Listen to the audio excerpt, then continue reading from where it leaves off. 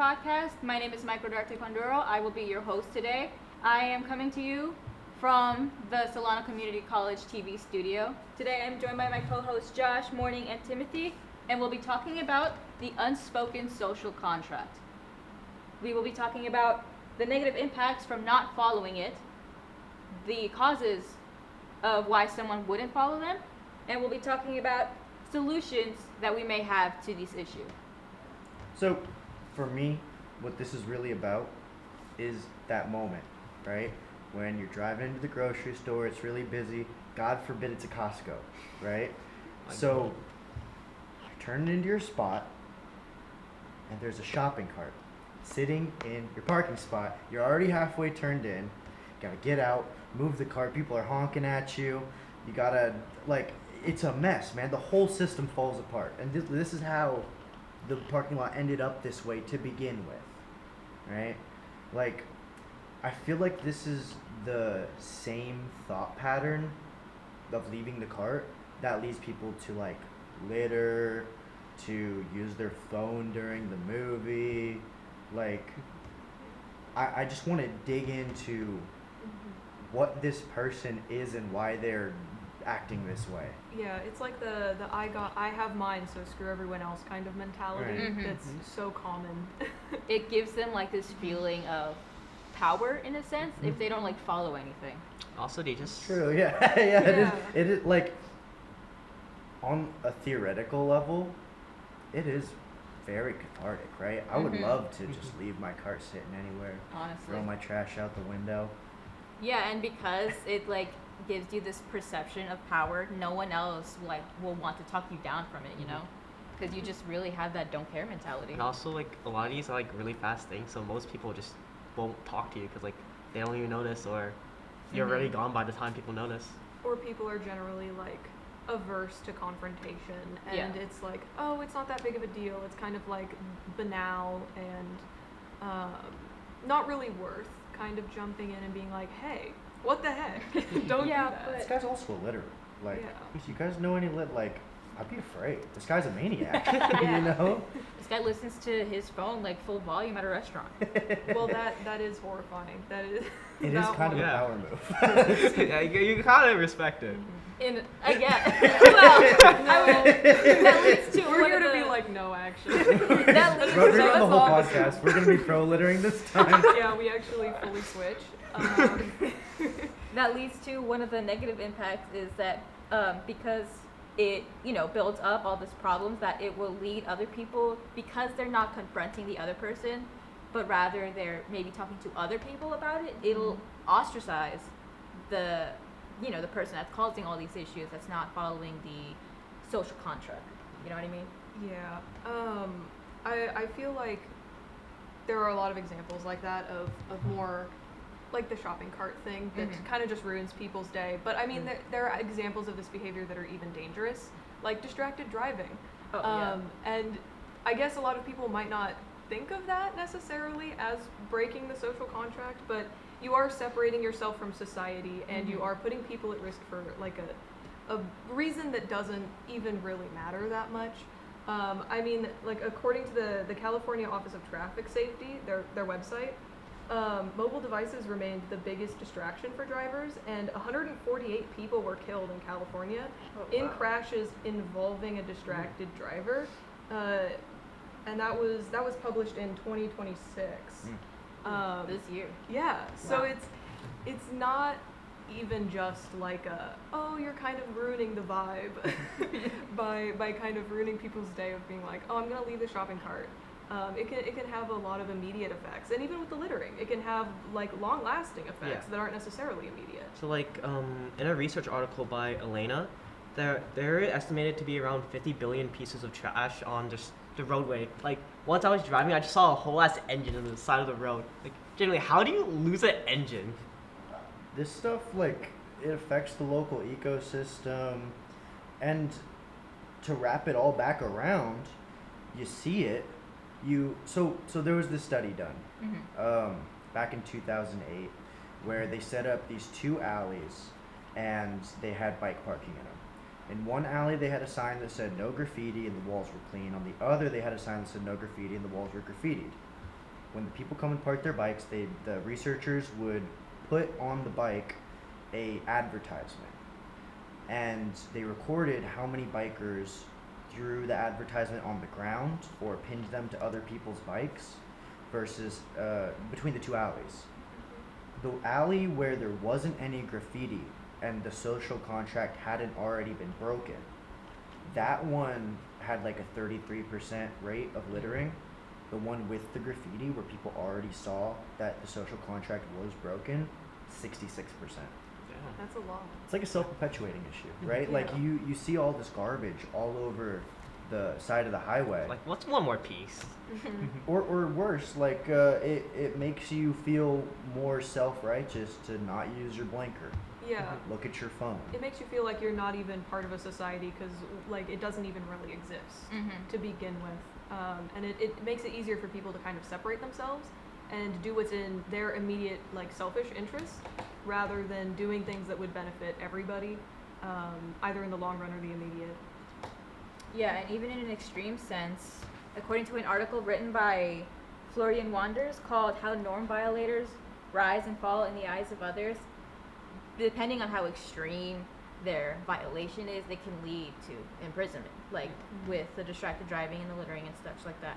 Yeah. It could, like, if you're not following the social contract, like with the earbud thing, if you're by people you know, it might make them feel like, you know, they're not being listened to or considered, and they're not really that important to you. You know what I mean? Yeah, or just like being distracted in public in general, where you're not aware of your surroundings. I mean, that could put you in danger, that could put other people in danger with the distracted driving thing, but it also like can erode these more foundational social concepts, like the loneliness crisis. It definitely contributes to that because people aren't going out and they're not like interacting with people. And I mean, like back in the day, people had a pretty easy time making friends. You could go out and talk to people. And now everyone's like, where do I make friends? How do I make friends? And it's like, take out your earbuds and talk to people. So it also, it's just, it's a monster on all fronts, I think.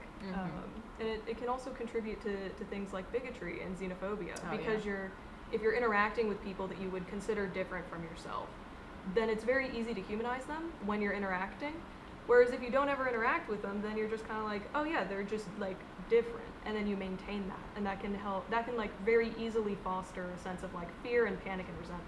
Yeah, it's all that like self, like I'm the only one kind of complex. You know what I mean? But I believe we've covered everything for the negative impacts of the issue. Now we're going to move on to causes, like why someone wouldn't follow these rules. So it is kind of like an epistemic thing. If you go to other countries, this isn't a universal state of humanity. And the other thing is that it isn't, like there are fully modernized countries, say like Japan or something, who have the same ability to like obliterate themselves from a social situation. Like take themselves completely out.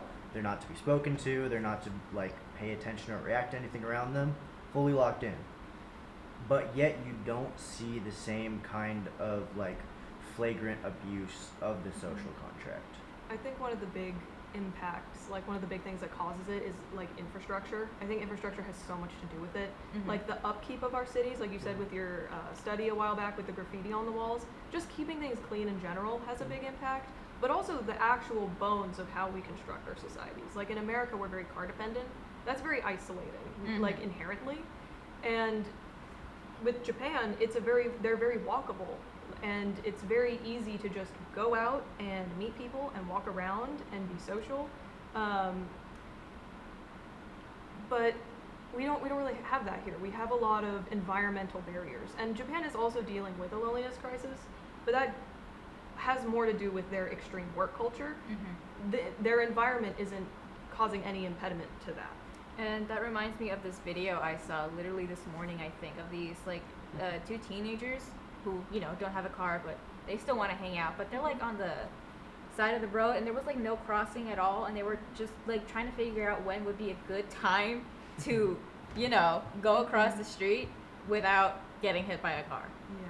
It's almost like the infrastructure itself is pre-breaking the contract. Yes, This place isn't made for people. I definitely think that's why the distractions have become so big, is because everything is already kind of pressing on us to diverge from the social contract. And so falling into distraction is just kind of like a very easy way to just entertain yourself and exist. And it doesn't even really occur to people because there's already so many barriers environmentally.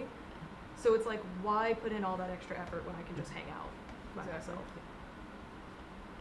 I could make like a legislative point too, to get a little political and then like pull my toe right out.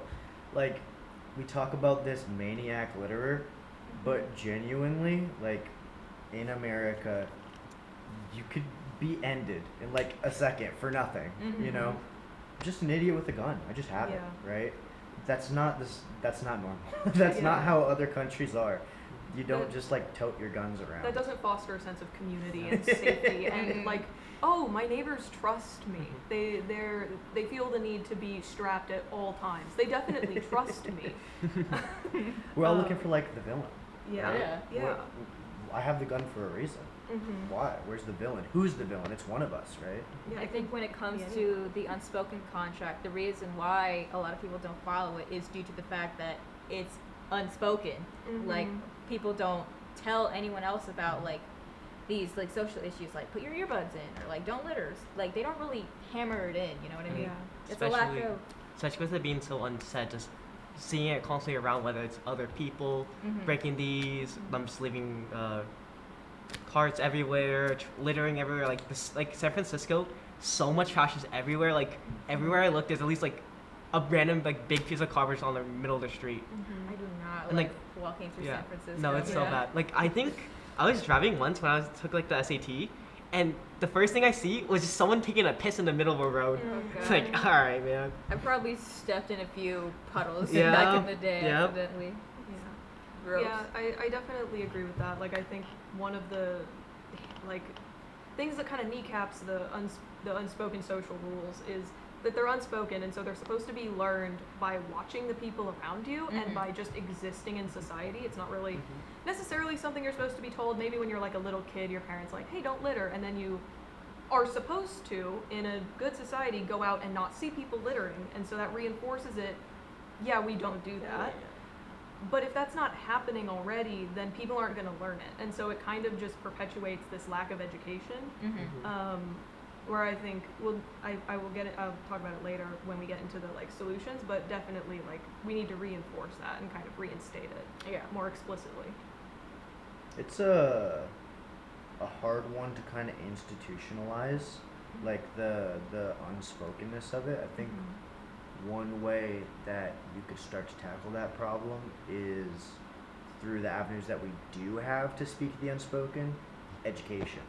So like especially with the car stuff, used to be you learned how to drive a car in school. You don't do that anymore. Like, your mom or your dad or your sister or your brother takes you in their car and shows you how they drive. Yeah. So you learn all their bad habits. Yep. I had a friend who genuinely believed that yellow lights were like there to tell you to speed up to get through them, because that's what their sister told them.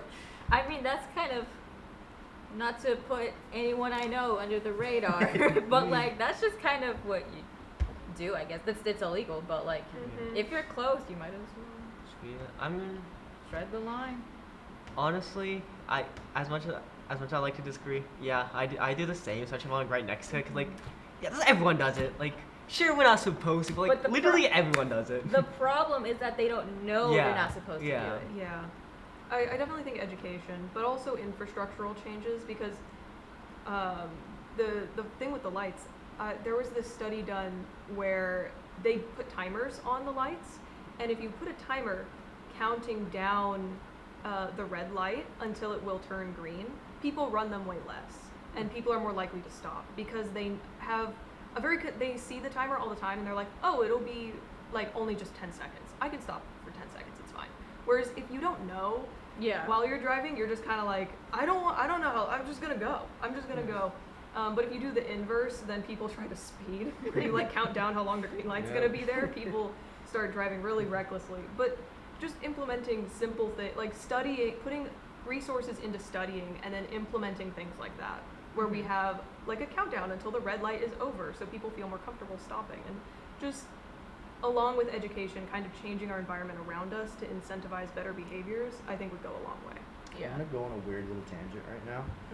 I really like that example. I've never thought about stuff like that, like how impactful the infrastructure could be. I swear this is gonna be a really weird side turn, right? But like, who's seen the Backrooms movie? Yes. I haven't. I have it. Yes. There's something so like inherently understandable to us about our infrastructure becoming like a hostile entity to us. Yes. I don't know that that's necessarily natural, you know? I definitely think that kind of makes sense. Like that movie definitely does kind of illustrate how infrastructure really changes the vibe and can really like mess with you. I definitely think it's something that isn't really talked about, and it should be like brought up and like pushed for. In Like you society. said, Timothy, with the trash cans at Disney. You know, like that is an Yeah. infrastructural solution to the problem.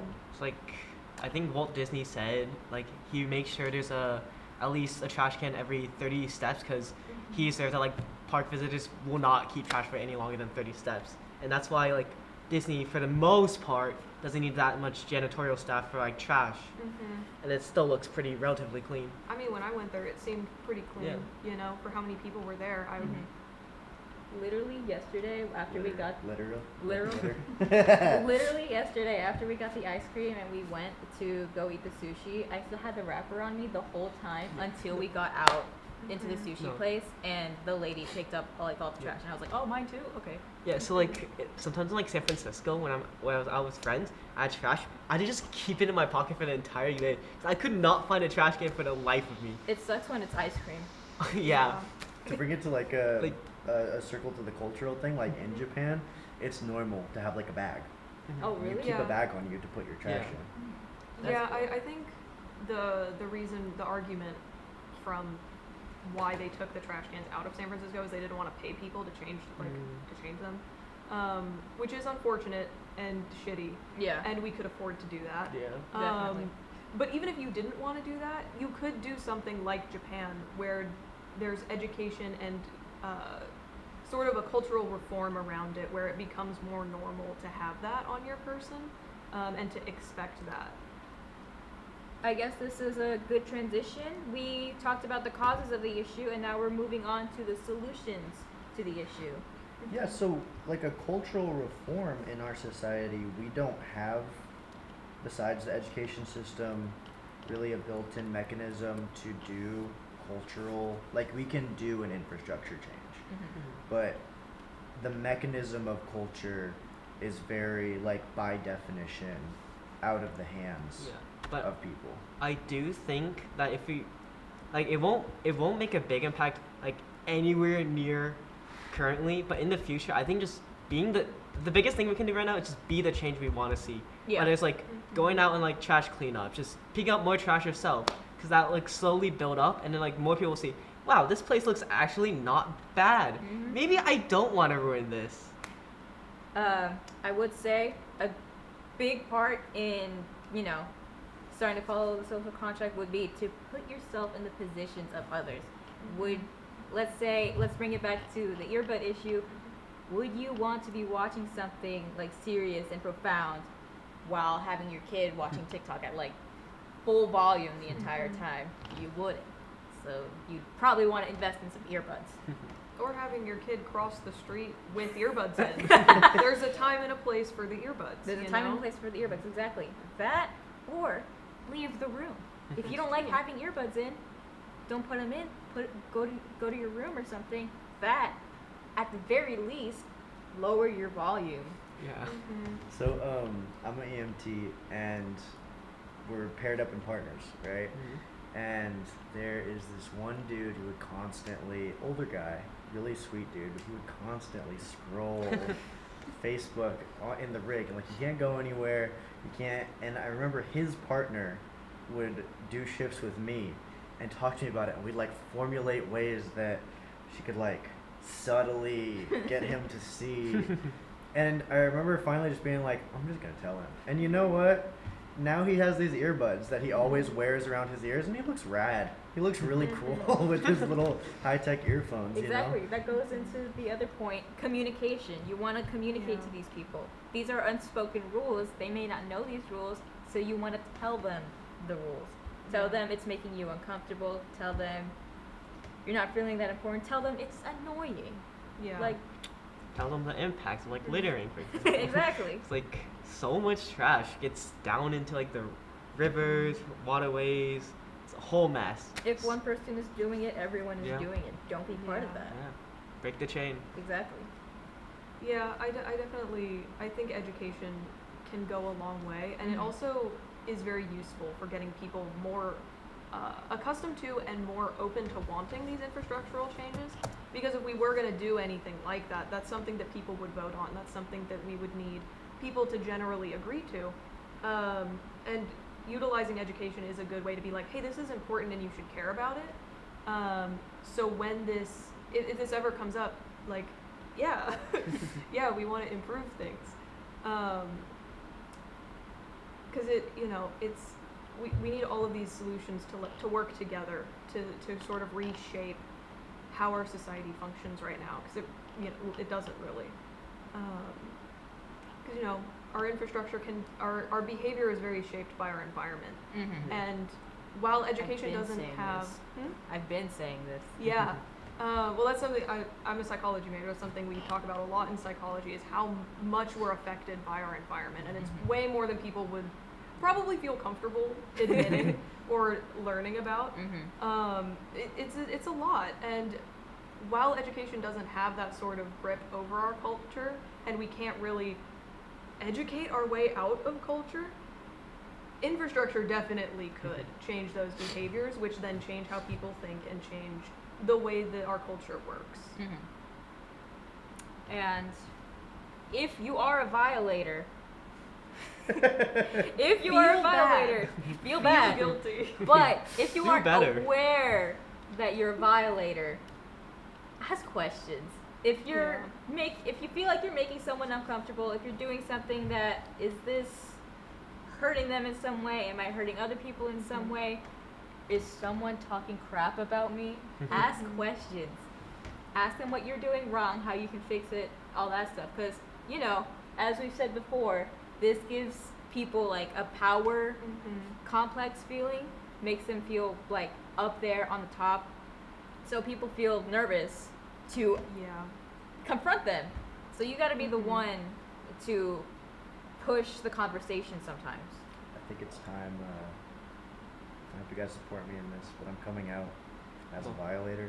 Well, I think we're all violators sometimes Oh, as yeah, well. most definitely. yeah. And so, realistically, looking at the situation as something that we all probably perpetrate from Mhm. time to Yeah. time, Yep. it's also very important just to recognize that you're also causing the problem. Because every violator goes, I'm not a violator.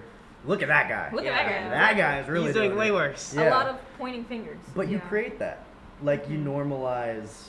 The environment thing. Yeah, I will also definitely clarify, you shouldn't feel guilty, because guilt does create like a defense Uh-huh. of like, oh no, that's not me. I You're don't want ready. to feel bad. You're ready to Um, respond. Mhm. Yeah, it's definitely something that should be approached with grace, and when you talk to other people about it, it's something that you should like give them grace. Yeah. But it is important, and it should be something that, if you know that it's wrong and you're doing it, like, why? Why? You don't have to. It's not even really that hard. It's not that big of an ask to just put the shopping cart away. I mean, it's a few extra steps. Those are good for you, anyways. It's not like we're asking you to do some crazy stuff. Mhm. So I think it's important to really sit with that and be like, why do I not do it? Yeah. I feel like that just about covers it. Yeah. All right. This was the 4 to 5 Nerds podcast. We talked about the social rules. We talked about the the negative impacts of not following it, the causes for why someone may not follow it, and our solutions, our personal solutions to go back into following it. I am Mike. I was your host today. I was joined by Josh. Mary, was joined by Timothy and Morning. Thank you for watching. Have a great rest of your day.